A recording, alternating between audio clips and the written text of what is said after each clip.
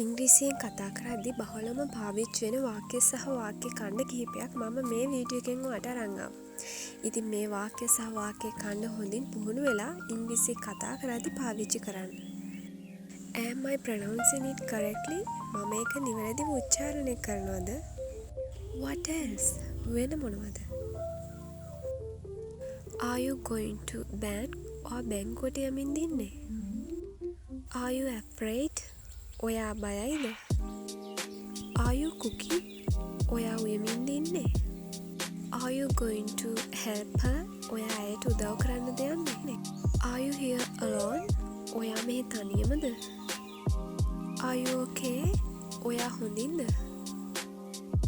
Are you sick? ඔයා අසනීපෙන්ද? Are you working? ඔයා වැඩ කරමින් ඉන්නේ? At what time did it happen? මොන වෙලාවද ඒක සිදු වුනේ?